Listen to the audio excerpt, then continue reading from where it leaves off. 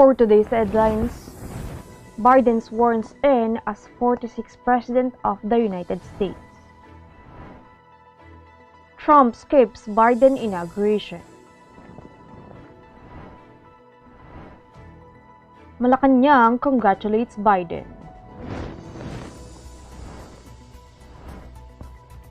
Lorenzana demands explanation of UP students' death in war zones. Tugade flags airport construction delays. BSP vows proper timing on policy rates setting. Lady Gaga J-Law kick-off inauguration. LPA TFS to bring rains.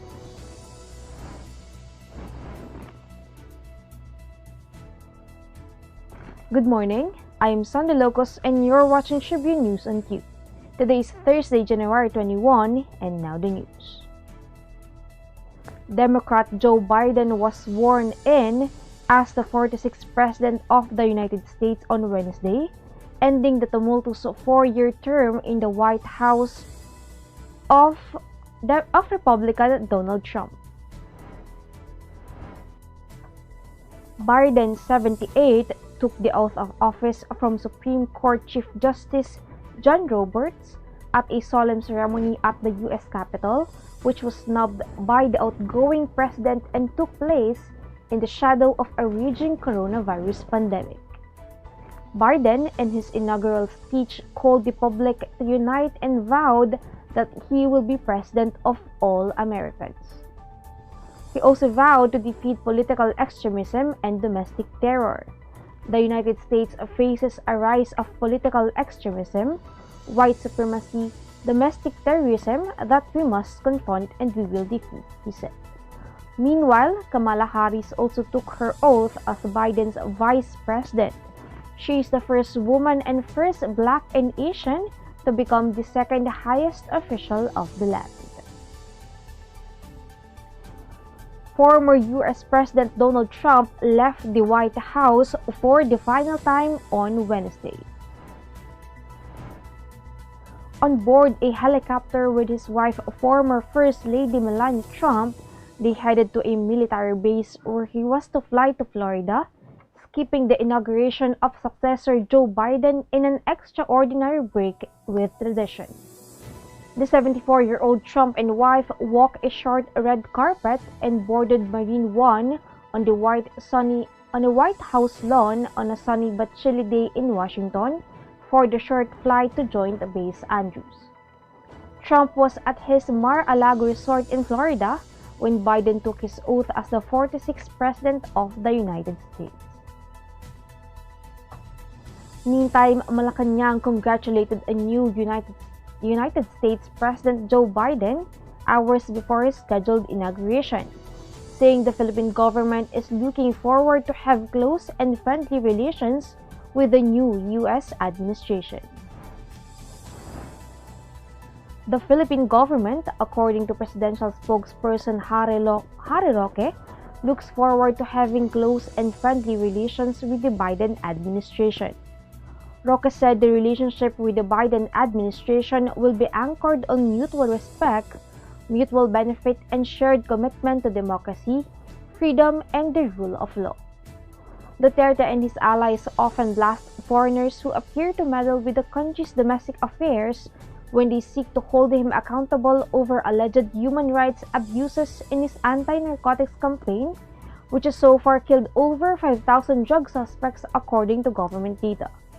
Human rights groups peg the fatalities at around 20,000. Tribune News until we be back after these reminders.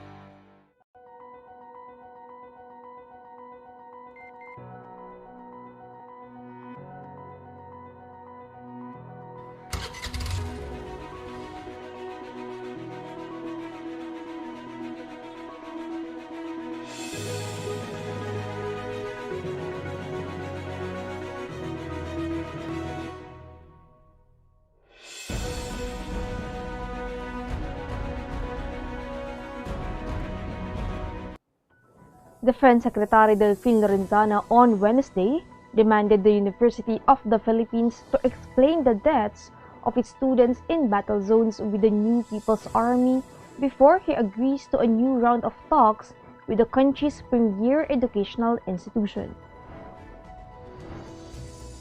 Lorenzana said the military had encountered too many UP activists who participated in underground Maoist activities, and many of them had been killed in anti-insurgency operations.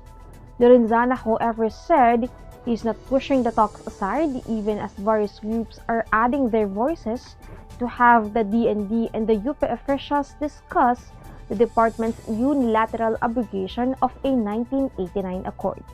The accord bars military presence in all UP campuses except in cases of hot pursuit and similar occasions of emergency.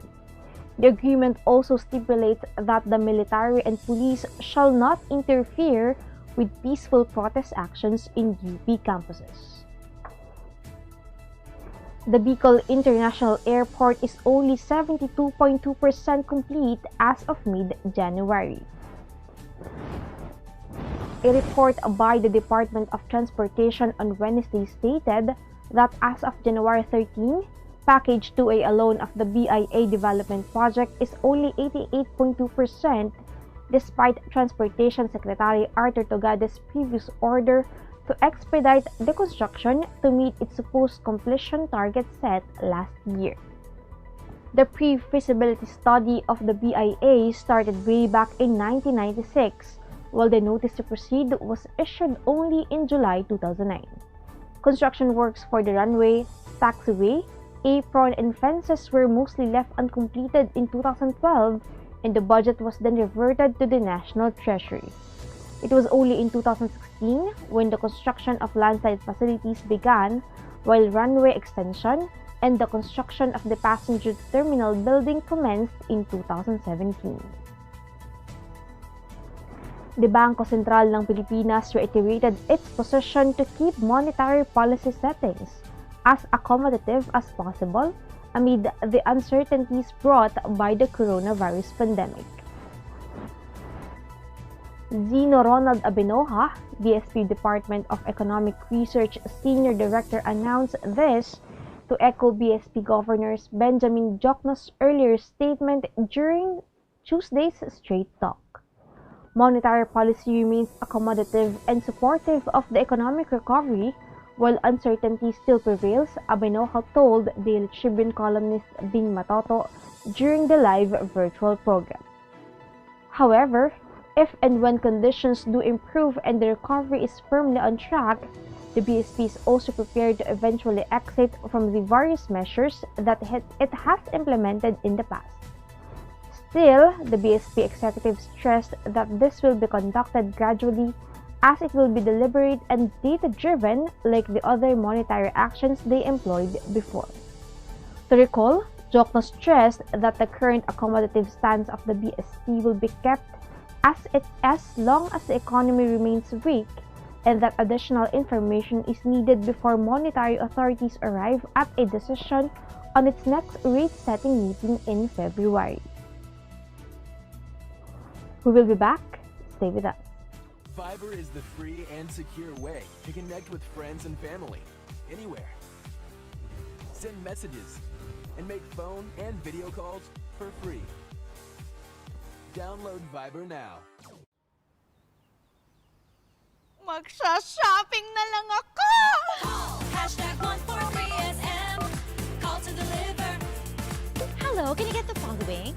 One pink chair, bed sheets, na pink yung sofa, tapos slides, size 8, pajamas na blue. Oh, don't forget my... Hashtag 143SM. Call to deliver. Wait lang, okay ba yan? Anything at the SM store, ma'am. Call to deliver. Call. Kuya, pwede rin ba ako magpa-deliver sa ate ko sa Taguig, tapos sa friend ko sa Davao, tsaka sa... Cancel ko sa Lipa. Okay ba yan? Kahit saan po, pwede kami Call mag-deliver. to deliver.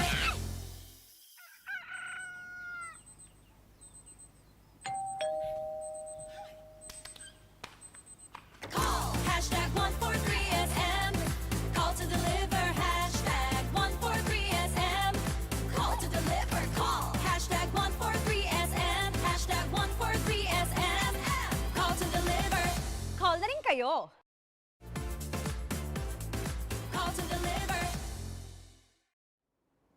Lady Gaga launched Joe Biden's inauguration ceremony by belting out a classic rendition of the U.S. national anthem, donning a billowing ball gown and enormous dove brooch. The long-sleeved gown, reportedly Schiaparelli, featured a fitted navy drop-waist bodice with a demure mock-neck collar, a look completed with a voluminous scarlet skirt that ensured she kept her COVID-friendly distance. Following Gaga's performance of the Star-Spangled Banner, Jennifer Lopez took the stage, performing Woody Guthrie's classic This Land Is Your Land, a tune with socialist leanings the folk legend is said to have written in response to the more nationalistic God Bless America. Bronx raised with Puerto Rican roots, Lopez finished with America the Beautiful, adding in a line of Spanish, Siempre con libertad y justicia para todos, which means liberty and justice for all, always. Sporting a white pantsuit ensemble with a lace ruffle collar, reportedly Chanel, Lopez also shouted "Let's get loud" during her performance, a nod to her turn of the millennium signature hit and delighting social media. Cloudy skies with scattered rain showers and thunderstorms are expected in Metro Manila, Cagayan Valley, Cordillera Administrative Region, Central Luzon, Quezon and Rizal due to the tail end of a frontal system. The TFS is the boundary of the cold northeast monsoon and the hot easterlies which can sometimes cause heavy rains according to Pag-asa. Cloudy skies with scattered rain showers and thunderstorms are expected in the rest of Calabarzon, Mimaropa, Western Visayas, Central Visayas, and Mindanao due to a low-pressure area 210 kilometers south-southwest of Puerto Princesa City in Palawan. The LPA is embedded along the Intertropical Convergence Zone affecting Palawan and Mindanao. Meanwhile, the northeast monsoon is affecting extreme northern Luzon, while partly cloudy to cloudy skies with isolated rain showers due to localized thunderstorms are expected in the rest of the country. And that wraps up the stories this morning. Catch the latest news on our website tribune.net.ph and follow us on Facebook, Twitter, and Instagram. Subscribe to our YouTube channel, Tribune Now. The Daily Tribune is one with the nation in facing the COVID-19 crisis, and in line with this, the Daily Tribune digital edition and press reader is now available for free online. You can also download the Daily Tribune app on Apple Store or Google Play to get the latest and most comprehensive news online. Daily Tribune is also inviting everyone to join its community Viber Kachibu to get updates on the freshest and hottest news and entertainment stories of the day. Tercito emoticons are also available on our community Viber. Just visit the sticker store and search for Kachibu Community. And before we go, we would like to thank the SM Store and Araneta Center. Again, this is Sandy Locos and you're watching Tribune News on Q. Stay safe, stay healthy, and stay at home. Good morning and have a nice day. I am Elmer Navarro Manuel. Coronavirus case. I am Sandy Locos. Duterte dadalo. Si Ray Sanchez. Good morning, I am Vernon Velasco. Only government authorized to Magandang hapon. Ako si Pauline Soko. Ospital naghahanda para sa COVID. Ako si Luis Lisan at ito ang Tribune News. Si Ramsey may mensahe kay Andrew. Si Jomel Garner. At ito, Pagsali sa face-to-face Duterte to fund COVID cases, tumalo sa 7. Missed the chance to acquire 10. Luis Lisan. si Jomel Garner. Ako si Ray Sanchez. Vernon Velasco. Ako si Pauline Soko. Sandy Locos. I am Elmer Navarro Manuel and this is Tribune News on Q.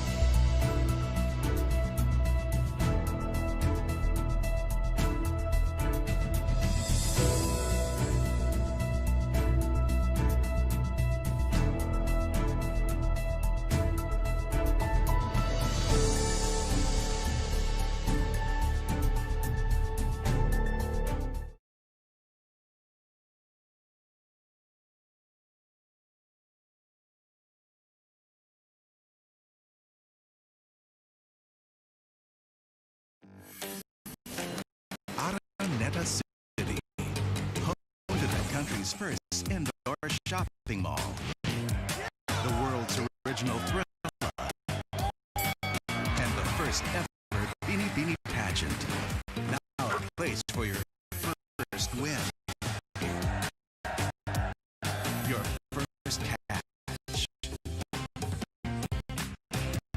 your first home, your first big break, your first date, and even your first love. Araneta City, the city of firsts.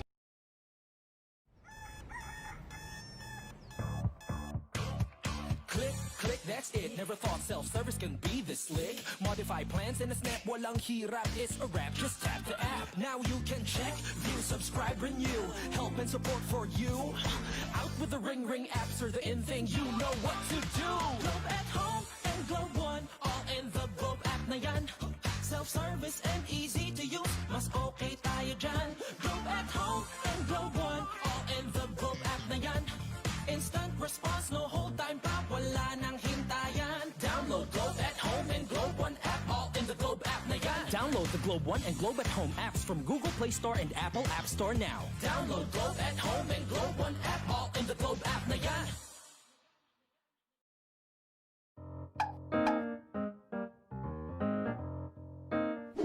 Ang Philippine Offshore Gaming Operators o POGO ay isang legitimate business entity na nagbibigay serbisyo sa offshore gaming para lamang sa mga manlalarong nasa abroad sa pamamagitan ng internet. Ang mga serbisyong handog nito ay katulad ng casino games at sports betting na pwedeng laruin kahit wala sa casino. Sa Pilipinas, walang POGO operators. Tanging POGO service providers lamang dahil nagaganap ang mga laro sa labas ng bansa.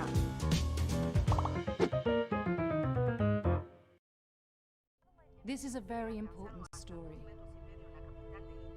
The important story. Pictures and stories. Today, we feel the weight of history on our shoulders. The way we have been moving leads nowhere. We need to change course.